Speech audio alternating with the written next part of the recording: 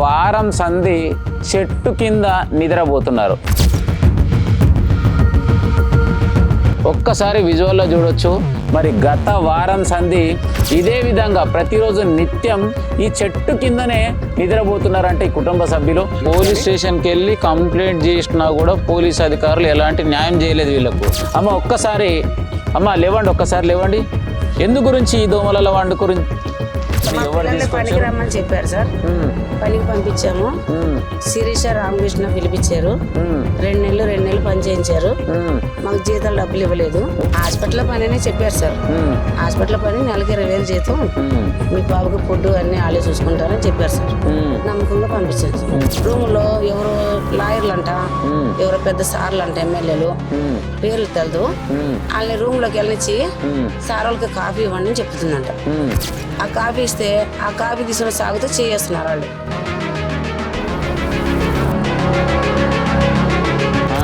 ఏంటి మేడం చేస్తున్నారని ఈ పాపలు రివర్స్గా అడిగితే ఏంటి చేస్తే తప్పేంటి, ఇంట్లో పరిస్థితులు బాగోలా, నువ్వు బాగుపడాలి వద్దా, వాళ్ళు చెప్పినట్టు ఇస్తే నీకు 50,000 వస్తాయి కదా.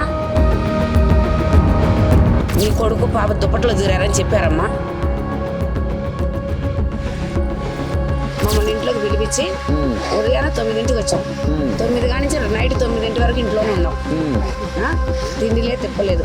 బెడ్ల మీద ప్రమాణం చేసినని నమ్మి వెళ్ళిపోయాం. మా ఫోన్లో అవతల నుంచి అవతలకి వెళ్తే బ్లాక్లో పడేస్తుంది. ఈడకి వస్తేమో నాకు నిన్న ఫోన్ చేస్తే వాళ్ళ ఆయన రమ్మన్నాడు.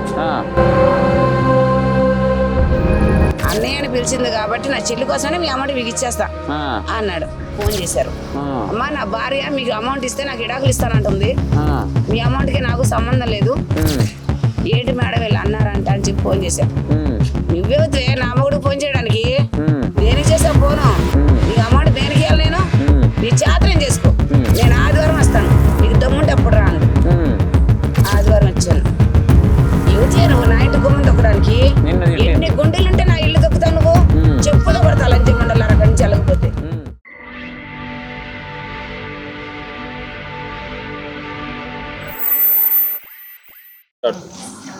అందరికి నమస్తే, నేను మీ జర్నలిస్ట్ గొంగడి సీనన్న.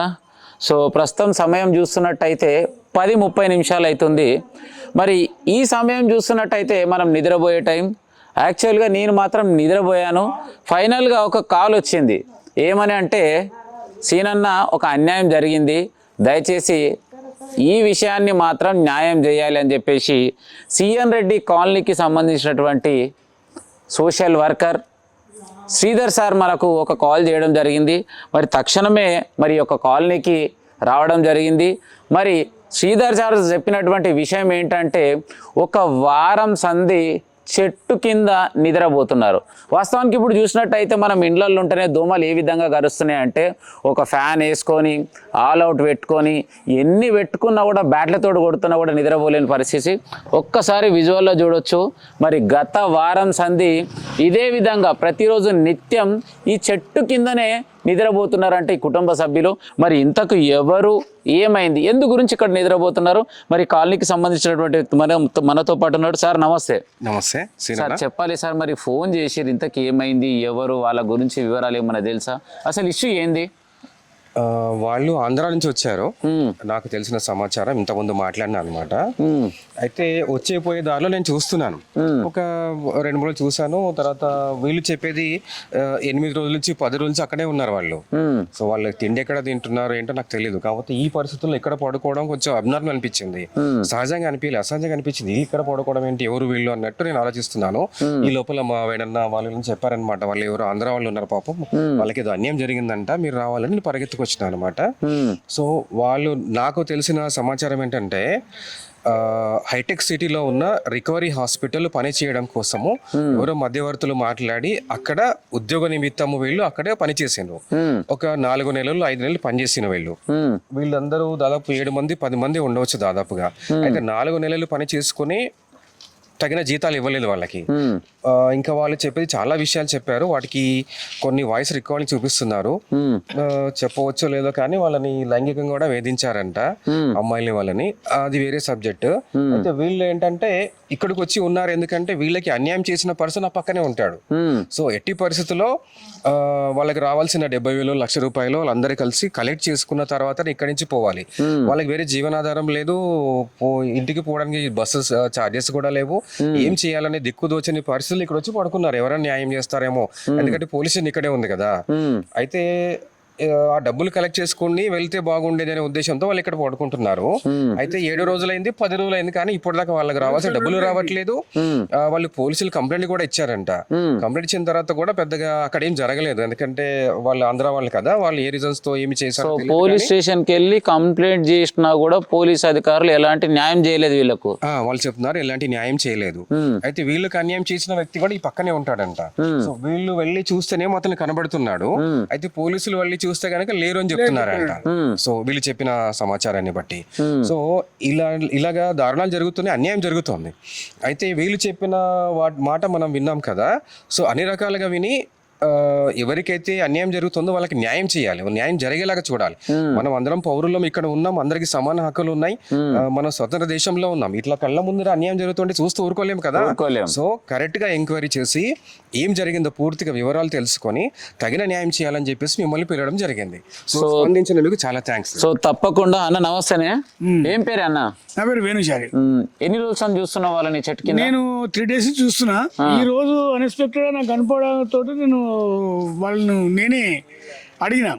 అడిగితే ఇటు సంగతి సార్ నాకు వాళ్ళు పైసలు వెళ్ళి హాస్పిటల్లో మా కొడుకు మన అల్లుడు ఎవరో పని చేస్తుండు, ఇటు సంగతి మాకు పైసలు ఇవ్వాలి, ఇంకా తర్వాత వేరే వేరే ప్రాబ్లమ్స్ కూడా చెప్పారు. ఇమ్మీడియట్లీ శ్రీధరన్కి ఫోన్ చేసిన. అంటే మా కాలనీ ప్రెసిడెంట్ కూడా మాట్లాడి చేసి వాళ్ళకి ఏదో ఆర్థిక సాయం కూడా చేసినట. ఆర్థిక సాయంతో చేసే దాంతో అయిపోదు కదా, వాళ్ళకి ఏదో న్యాయం జరగాలి. దాంతో శ్రీధరన్కి ఫోన్ చేయించి నేను శ్రీధరన్కి ఫోన్ చేయించి మాట్లాడిపోతాం, ఏంది ఇది కథ, ఇది మన తెలంగాణ కాదు, మోసం చేసినోడు ఆంధ్రోడు, మోసపోయిన ఆంధ్రోలు, కాబట్టి వాళ్ళకి ఏదో ఒకటి న్యాయం జరగాలని చెప్పి మీకు కాల్ చేయించింది. ఒక బాధ్యత గల వ్యక్తిగా న్యాయం చేయాలని చెప్పేసి ఫిక్స్ అయిపోయి అంతే కదా. ఇప్పుడు మనకి ఇంటి ముంగల కుక్క సొంటిది వస్తే మనం అన్నం పెడతాం. అంటే మీరు ఇదే కాలనీలో ఉంటారా? ఇదే కాలనీ, మన నెక్స్ట్ ఇల్లు మనదే. అయితే ఇప్పుడు కుక్క సొంటిది మనం అన్నం పెట్టగలుగుతాం, కానీ మనుషులు 4 మనుషులు రోడ్డు మీద వండుకున్నప్పుడు దీనికి ఇంత బీభత్సం ఏమి ఉండదు కదా. సరే వాళ్ళు ఏమైనా లంగచి పని చేయని, దొంగ పని చేయని, వాళ్ళకి అన్యాయం జరగకపోయి ఏందనేది మనం అడగాలా అడగొద్దా, మానవత్వంతో ఆ దృక్పథంతో అన్నకు ఫోన్ చేసి పిలిపించిన. So right. సో ఏది ఏమైనా కూడా రోడ్డు మీద వెళ్తూ ఉంటే ఒక కుక్కకి కనీసం చిన్న యాక్సిడెంట్ అయినా ఎంబడే మనం స్పందించి న్యాయం చేసే ప్రయత్నం చేస్తామంటే దాన్ని హాస్పిటల్ తీసుకెళ్ళి కానీ దాన్ని ఏదో రక్షించాలి. కానీ ఒక ఆంధ్ర రాష్ట్రం నుంచి తెలంగాణకు వచ్చినటువంటి అంటే పొట్టకూటి కోసం వచ్చినటువంటి వ్యక్తులకు మరి ఇక్కడ ఉన్నటువంటి తెలంగాణ పోలీసులు న్యాయం చేయకపోవడం అన్న సిగ్గుచేటు. అమ్మ ఒక్కసారి లేవండి, ఒక్కసారి లేవండి.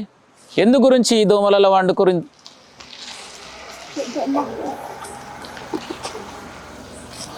ఒక్కసారి మాస్క్ తీయమ్మా. చిన్న పాప కూడా ఉంది. చిన్న పాప కూడా ఉందా? ఒక్కసారి లేవండి, మీరు ఒక్కసారి లేచి ఇటు రండి. ఒక్కసారి లైవ్లో చూడొచ్చు చిన్న పాప. ఆ చిన్న పాపను వేసుకొని మరి ఈ దోమల కథ వారం రోజుల సంది ఇక్కడ నిద్రపోతున్నారంటే ఎంత ఘోరమైన పరిస్థితి. మరి ఇంతకీ ఏం జరిగింది పూర్తి వివరాలు వారి మాటలను అడిగి తెలుసుకునే ప్రయత్నం చేద్దాం. అమ్మ ఒక్కసారి ఇటు మళ్ళీ. ఏం పేరమ్మా నీ పేరు? నా పేరు నళినీదేవి సార్. ఎక్కడి నుంచి వచ్చారమ్మా మీరు? కర్నూలు జిల్లా ఆలగడ్డ. కర్నూలు జిల్లా ఆలగడ్డ నుంచి. అసలు ఏమైంది, ఎందు గురించి అక్కడ నుంచి ఇక్కడికి వచ్చారు, అసలు ఏం పని చేస్తామని ఎవరు పనికి రమ్మని చెప్పారు సార్, పనికి పంపించాము. శిరీష రామకృష్ణ పిలిపించారు. 2 నెలలు పని చేయించారు. మాకు జీతాలు డబ్బులు ఇవ్వలేదు. పాపకి యాక్సిడెంట్ అయిందని చెప్తే మటుకు ఒక 10,000 వేసారు. పాపకి 30,000 జీతంలో 20,000 ఆపేశారు. ఎందుకు ఆపేశారని 2-3 సార్లు అడగడానికి వచ్చాం. మాకు బిల్లులు రాలేదు, వచ్చిన తర్వాత ఇచ్చేస్తామని మాకు ఎవరెవరు వచ్చారు, ఎంతమంది వచ్చారు మీ కుటుంబం? 4 వచ్చాం సార్. మా మేనత్త, నా ఆడబిడ్డ, నా కొడుకు, నేను. ఏడి మీ కొడుకు? ఏడి? ఇరానండి కొడుకు సార్, నా ఆడబిడ్డ, నేను, మా అత్త. ఏం పని చేస్తుండే మీరు అక్కడ? మేము అక్కడ బొమ్మల పని తిరణాల్లో జాతరలో అన్ని వ్యాపారాలు చేస్తాం. మేము పనులకు వెళ్తాం. పిల్లడు కూలి పనికి వెళ్ళేవాడు. అంటే ఇక్కడ మిమ్మల్ని హైదరాబాద్ తీసుకొచ్చారు కదా, తీసుకొచ్చినటువంటి వ్యక్తి పేరు అసలు ఏమని తీసుకొచ్చిండు, ఏం పనికి తీసుకొచ్చిండు? హాస్పిటల్ పనినే చెప్పారు సార్. హాస్పిటల్ పని నెలకి 20,000 జీతం, మీ బాబుకి ఫుడ్ అన్ని వాళ్ళే చూసుకుంటారని చెప్పారు సార్. నమ్మకంగా పంపించాను సార్. ఎన్ని నెలలు మీరు ఇక్కడికి వచ్చి? మేము మనుషులు కలిసి బాబు ఒక్కడే హాస్పిటల్కి వచ్చాడు. పాప ఒకటి వచ్చింది, మా ఆడబిడ్డ వచ్చింది. వాళ్ళిద్దరు పనికి వచ్చారు. ఆ పాప ఏమో పనిచేసే పిల్లల స్టాఫ్ అందరికి వంట చేయడానికి, ఈ పిల్లడేమో పేషెంట్లు చూసుకోవడానికి వచ్చాడు. అట్టాగే మాకు తెలిసిన పిల్లలు నెల్లూరు నుంచి, విజయవాడ నుంచి, గుడివాడ నుంచి 3-4 పిల్లలు వచ్చారు. ఆడపిల్లలు మగపిల్లలు. సన్నీ, బంటి, నాగలక్ష్మి అన్న పిల్లలు అందరూ వచ్చారు. వీళ్ళంతా ఒక టీం లాగా పని చేసుకుంటున్నారు ఉండి. వాళ్ళు ఏం చేస్తున్నారంటే సార్, ఈ పిల్లలు ఇద్దరిని మగ పిల్లలనేమో డైపర్లుగా మార్చుకుంటున్నారు పేషెంట్లు చూసుకొని. ఆడపిల్లలకైతే శిరీష మాత్రం రూములో ఎవరో లాయర్లు అంట, ఎవరో పెద్ద సార్లు అంట, ఎమ్మెల్యేలు పేర్లు తెలదు, వాళ్ళని రూమ్ లోకి వెళ్ళనిచ్చి సార్ వాళ్ళకి కాఫీ ఇవ్వండి అని చెప్తుందంట. ఆ కాఫీ ఇస్తే ఆ కాఫీ తీసుకుని సాగుతూ చేస్తున్నారు వాళ్ళు. ఏంటి మేడం అట్లా చేస్తున్నారని ఈ పాపలు రివర్స్ గా అడిగితే, ఏంటి చేస్తే తప్పేంటి, నీ ఇంట్లో పరిస్థితులు బాగోలా, నువ్వు బాగుపడాలి వద్దా, వాళ్ళు చెప్పినట్టు ఇస్తే నీకు 50,000 వస్తాయి కదా, నీ సమస్యలు తీరిపోతాయి, నా మాటను నువ్వు అట్లా చేస్తేనే నీ సమస్య బాగుపడుద్ది. ఇట్లా చెయ్యాలని అన్న వ్యక్తి పేరు ఏం పేరు? శిరీష. ఆయన భర్త పేరు రామకృష్ణ. వాళ్ళు ఇటు చేశారు. ఆ పాప ఏం చేసింది, బెదిరిపోయి వెళ్ళిపోతూ మా పాప ఇదేదో మంచి లేదు, ఇబ్బందికర విషయాలు భర్తలకు చెప్పింది. మా ఆడబిడ్డకి అమ్మా పని చేయొద్దు ఇక్కడ, మనం వాళ్ళు ఆడపిల్లల్ని గలీజ్గా మాట్లాడుతున్నారు, వాళ్ళ దగ్గర మనం ఉండొద్దు, మనం వెళ్ళిపోతాం అని చెప్పింది. మేము వెళ్ళిపోతామంటే నా కొడుకుని రివర్స్ వేసుకుంది ఆమె. వెళ్ళిపోతే వెళ్ళిపో, కమలా నా దగ్గరే ఉంచు మా ఆడబిడ్డని, నేను బాగానే చూసుకుంటానని. మా అత్తని నేను వదలను, మా నాన్న నన్ను చంపేస్తుంది, నేను మా అత్తని తీసుకొని వెళ్ళిపోతాను అన్నాడు. అయితే మీరు వెళ్ళిపోండి, నాకు జీతాలు అందలేదు, ఈ 1,000 రూపాయలు తీసుకొని మీరు ఛార్జీలు పెట్టుకుని వెళ్ళిపోండి అని ఒక 1,000 రూపాయలు ఇచ్చేసి పంపించేసింది. ఎందుకు వచ్చారా, పండగ ఉంటే ఉంది, జీతాలు పని చేసుకుంటున్నారు కదంటే ఆ పిల్ల ఫోన్ చేసి ఆంటీ ఇటువంటి పరిస్థితి అని నాకు చెప్పింది. మా ఇంట్లో వయసు బిడ్డ ఉంది, నా బిడ్డను అడిగి ఎందుకమ్మా నేను ఫోన్ చేసి అడిగితే, నాకు ఎవరో చెప్తే నేను పొరపాటు నిన్నానమ్మా, నీ కొడుకు పాప దుప్పట్లో దూరారని చెప్పారమ్మా అంది. చెప్పుతో కొడతా లంచం ఉండి ఎవతైనా సరే, అది నా ఆడబిడ్డ, అది నా కొడుకు, సొంత మేనత్త మేనలు ఒక్క రక్తం, వాళ్ళ మీద అబండాలు కట్టిన లంచవత నాకు చూపి అన్న, నేను పిలిపిస్తాను నాగమణ్ణి, నువ్వు కుక్కను దన్నాడు దన్నేసి అంది. రంపిమా నేను ఇక్కడే ఉంటాను అన్న. ఉదయం నుంచి సాయంత్రం వరకు ఇంట్లోనే పెట్టింది సార్ మమ్మల్ని, బయటకు రానికుండా. అంటే బయట డబ్బులు ఇవ్వమంటే రచ్చ చేస్తాం అనుకుందో ఏమో, మమ్మల్ని ఇంట్లోకి పిలిపించి ఉదయాన్నే 9ంటికి వచ్చాం. 9 కానించి నైట్ 9 వరకు ఇంట్లోనే ఉన్నాం. తిండిలే తిప్పలేదు. మమ్మల్ని తీసుకొచ్చి సాయంత్రం పూట మీరు ఎట్లా గట్ట వెళ్ళిపోండి అమ్మా, నాకు బిల్లు అందలేదు, మా ఆయన తిండి కూడా లేకుండా తిరుగుతున్నాడు బిల్లు కోసం, ఆ డబ్బులు రాగానే రేపు 5వ తేదీ కల్లా మీ అకౌంట్ లోకి వేసేస్తాను, నన్ను నమ్మండి, మిమ్మల్ని మోసం చేయను, మిమ్మల్ని మోసం చేస్తే మీ బిడ్డలు ఉసురు, మీ ఉసురు నాకే నా బిడ్డలకు తగులుద్ది, నేను అట్లా చేయను అమ్మా, వెళ్ళిపోండి అమ్మ అంటే బిడ్డల మీద ప్రమాణం చేసిందని నమ్మి వెళ్ళిపోయాం. మళ్ళా ఫోన్లో చేసాం, మా ఫోన్లో అవతల నుంచి అవతలకి వెళ్తే బ్లాక్లో పడేస్తుంది. ఈడకి వస్తేమో నాకు బిల్లు అందలేదు, మీకు ఏం సమాధానం చెప్పలేక నేను ఎత్తలట్ల ఫోన్లు అని ఏదో సాగు చెబుతుంది. నిన్న ఫోన్ చేస్తే వాళ్ళ ఆయన రమ్మన్నాడు, నా భార్య ఇంతవరకు నాకు చెప్పలేదు, మీకు బిల్లులు ఇవ్వలేదని నాకు తెలియదమ్మా, ఆ అమౌంట్ నేను ఇస్తాను, నాకు ఇంకో 4 రోజులు టైం ఇవ్వండి. నా భార్య రాత్రే చెప్పింది, మీకు సమస్యలన్నీ నేను తీరుస్తాను, సోమవారం కల్లా మీ అమౌంట్ నేను ఇచ్చేస్తా. నా ఆడబిడ్డ అన్నయ్య అని పిలిచింది, నాకు చెల్లెలు లేరమ్మా, అన్నయ్య అని పిలిచింది కాబట్టి నా చెల్లి కోసమే మీ అమౌంట్ మీకు ఇచ్చేస్తా అన్నాడు. మాకు ఇక్కడ దిక్కు మొక్కు తెలిసిన వాళ్ళు ఎవరు లేరు. మా వదిన నిజాంపేటలో ఉంటది, వాచ్మెన్ డ్యూటీ వాళ్ళు పనిచేసేది. వాళ్ళ కాడికి వెళ్ళి 2 రోజులు తలదాచుకున్నాం. తలదాచుకుంటే ఫోన్ చేశారు, అమ్మా నా భార్య మీకు అమౌంట్ ఇస్తే నాకు విడాకులు ఇస్తానంటుంది, మీ అమౌంట్ కి నాకు సంబంధం లేదు, మీ వల్ల మా ల్యాండ్లు పోయినాయి అంట, మాకు సంబంధం లేదు, మీ శాతం చేసుకోండి అన్నాడు. ఏంటి మేడం వీళ్ళు అన్నారంట అని చెప్పి ఫోన్ చేశారు. నువ్వేవుతే నా మొగుడికి ఫోన్ చేయడానికి, దేనికి చేసావు ఫోను, నీకు అమౌంట్ దేనికి ఇవ్వాలి, నేను నీ చాత్రం చేసుకో, నీకు దిక్కున్నా కాడ చెప్పుకో, నేను ₹1 కూడా ఇవ్వను అని బెదిరించింది. ఇప్పుడు మీరు ఎక్కడున్నారు మేడం, సారు సోమవారం రమ్మన్నాడు, మేము హైదరాబాద్ లోనే ఉన్నాం, మీరు రమ్మంటే వస్తాను, ఆదివారమే వస్తాను అంటే మీరు శనివారం చేసింది, నేను ఆదివారం వస్తాను, నీకు దమ్ముంటే అప్పుడు రా అంది. ఆదివారం వచ్చాను. యువతే నువ్వు నా ఇంటి గుమ్మం తొక్కడానికి నిన్ను తిట్టింది. ఎన్ని గుండెలుంటే నా ఇల్లు తొక్కుతావు నువ్వు చెప్పుదో కొడతా లంచం ఉండాలి అక్కడి నుంచి వెళ్ళకపోతే అంది. ఈ విధంగా తిట్టింది. నువ్వు మాటలు దుబారు మాట్లాడినావంటే నాకు నోరుంది, నేను తిట్టగలను. నేను మేడం గౌరవం ఇచ్చి మాట్లాడుతున్నా.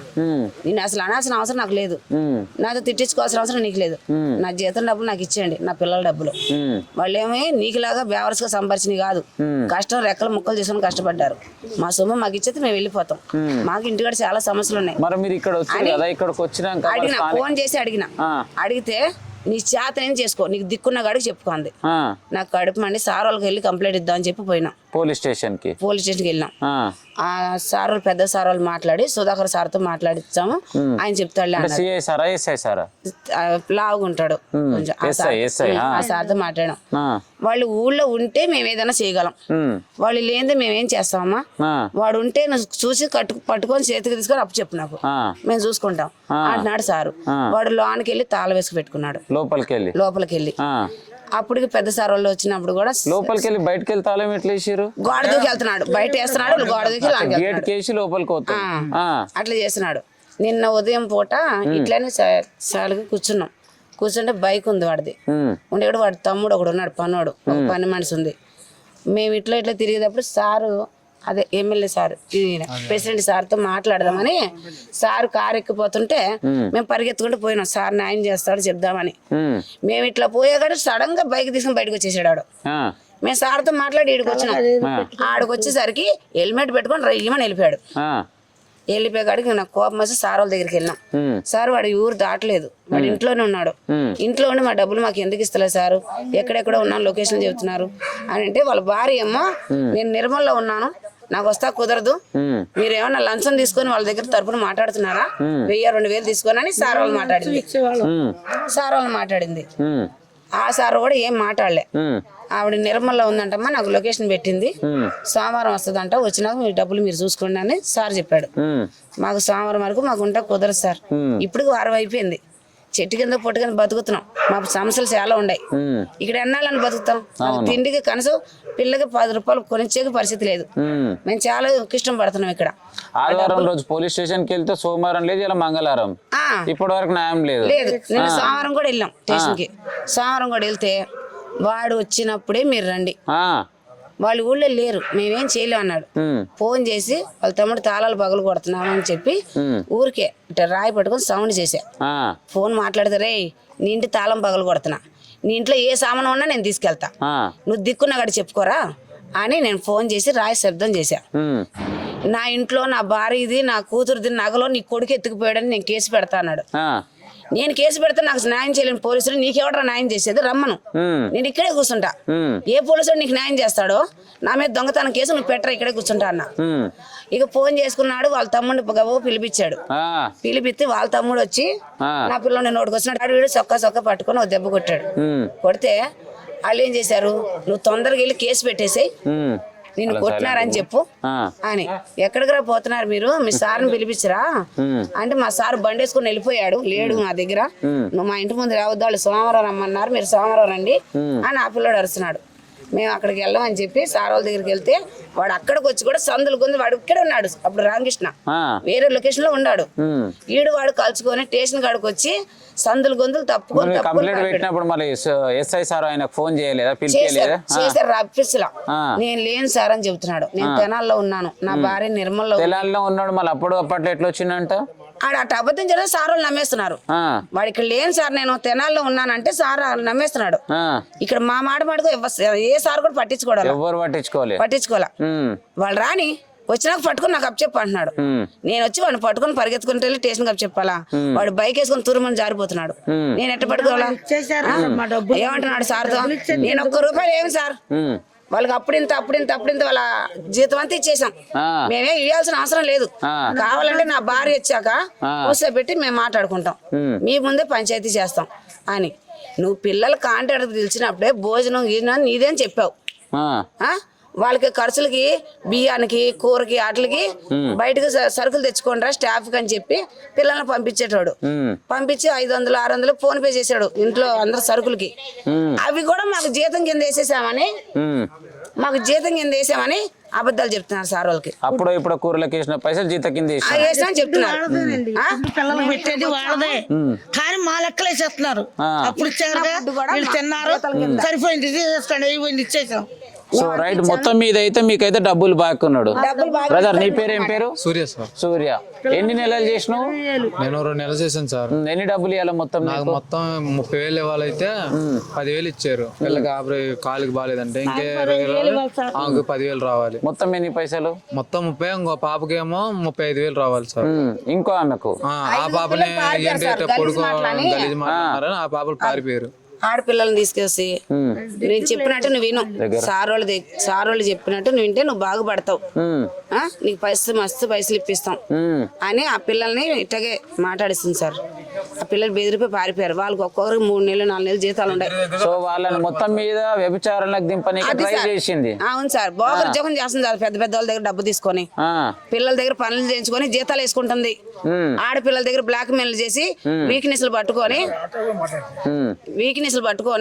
మీ బతుకులు బాగుంటాయి, మీ ఇంట్లో సమస్యలు తీరుతాయి, నీకు 50,000 ఇస్తాను, నీకు 1,00,000 రూపాయలు ఇస్తాను, సార్ వాళ్ళు చెప్పినట్టు విను అని ఆడపిల్లల్ని విద్యలో దించాలని చూస్తుంది. మీకు అన్నం పెడితే ఎవరినో తిట్టిందంట, మళ్ళీ ఎవరిని తిట్టింది?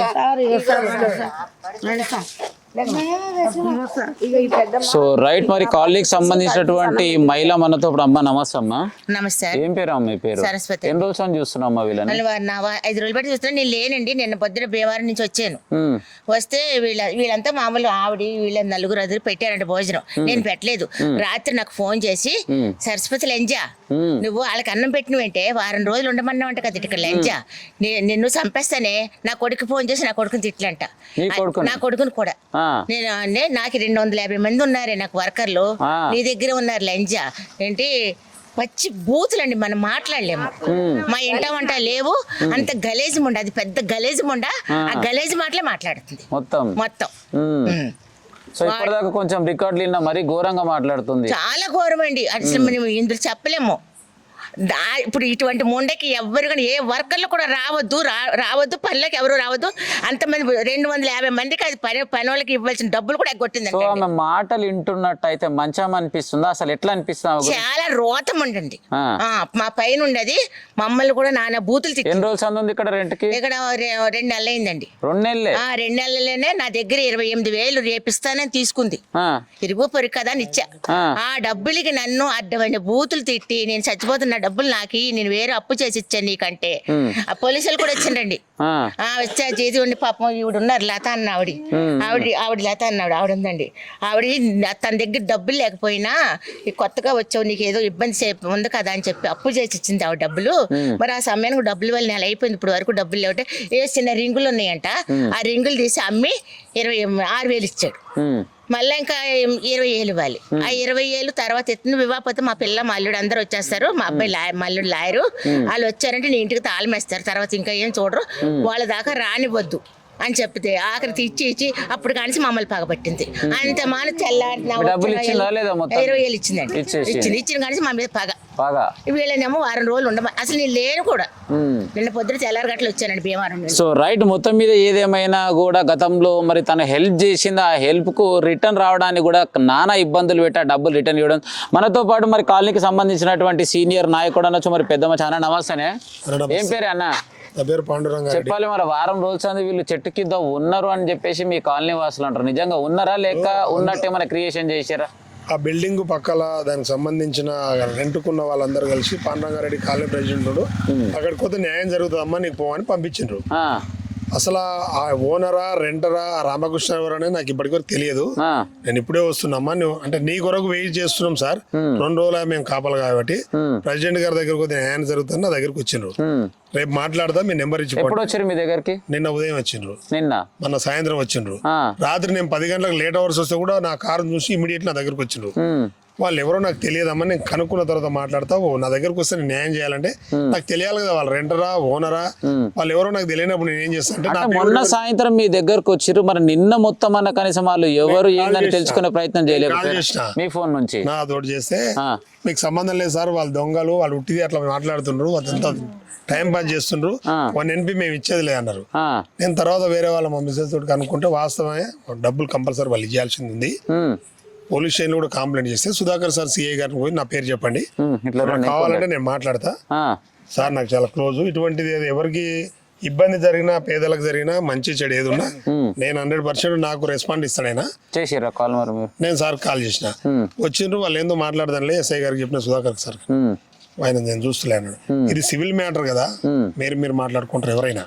అంటే నేనేమంటున్నా అంటే సివిల్ మ్యాటరే కాదని అంటలేను కానీ దిక్కు ముక్కు లేని ఒక వేరే రాష్ట్రం నుంచో ఇక్కడ వచ్చినటువంటి వ్యక్తులకి కనీసం మినిమం హ్యూమన్ అంటే కామన్ సెన్స్ అంటే పెద్ద హృదయం చేసుకుని కొంచెం మన సాయం చేయాలి నేను కదా కూడా వాళ్ళకి. పోయేటప్పుడు వీళ్ళని మందలిచ్చిన వాళ్ళు నేను ఆపి అమ్మ తిన్నారా అంటే నేనే 100 రూపీస్ ఇచ్చి కనీసం తిననీకన్నా తినండి మళ్ళీ వస్తాను పోయినా.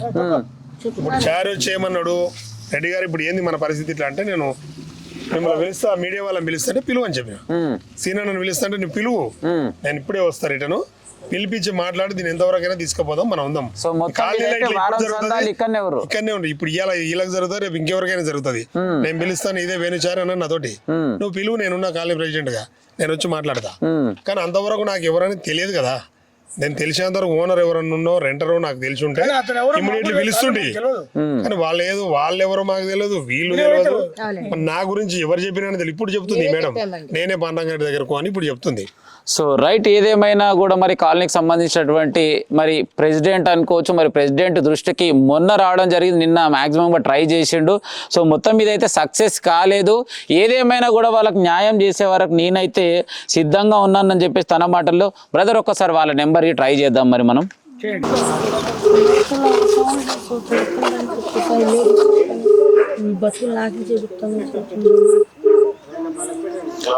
హలో,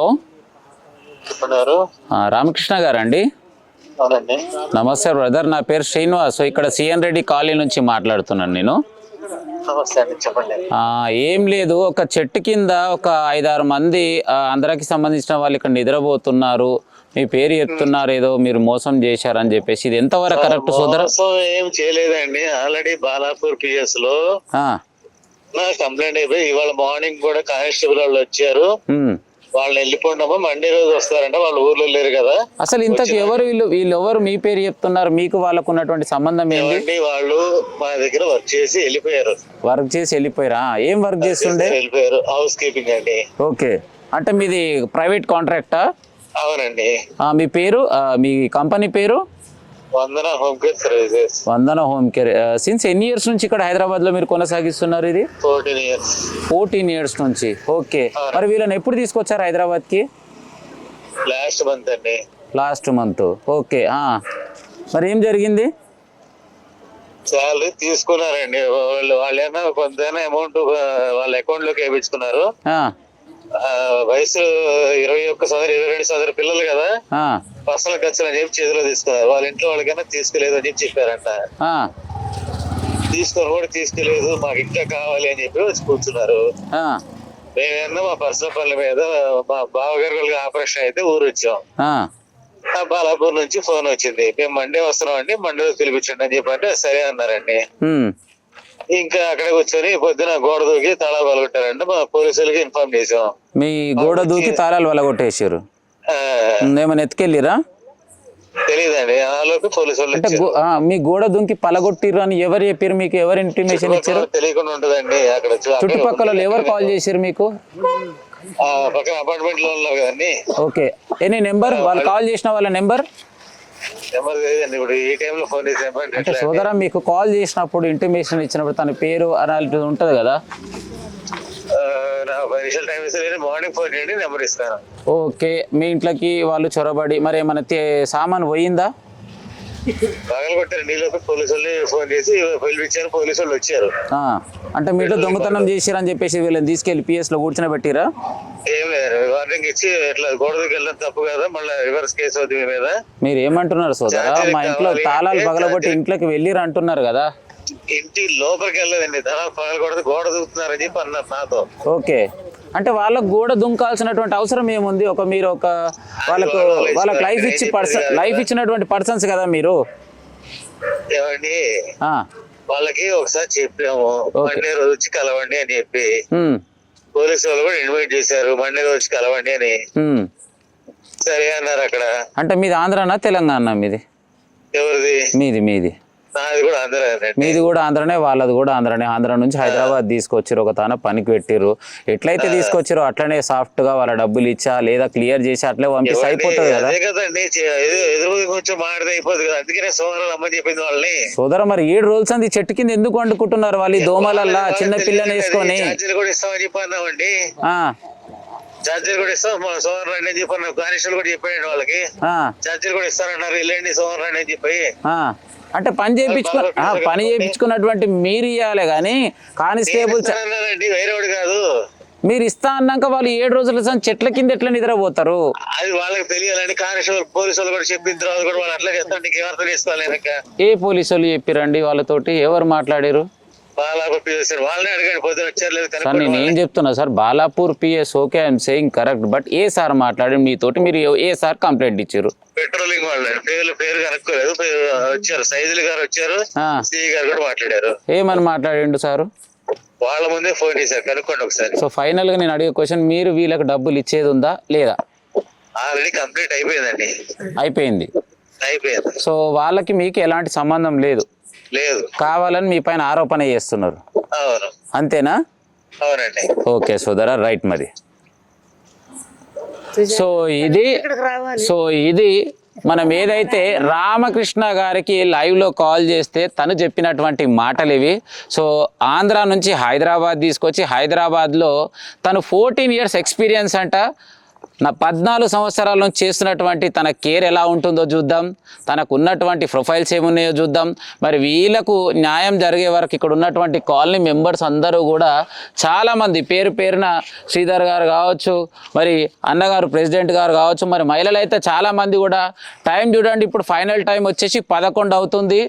సో క్లియర్గా చెప్తున్నా బాలాపూర్ పోలీస్ వాళ్ళకి నేను మాత్రం, వీళ్ళు రేపు మార్నింగ్ వచ్చి ఖచ్చితంగా మిమ్మల్ని అప్రోచ్ అయ్యి కంప్లైంట్ పెడతారు.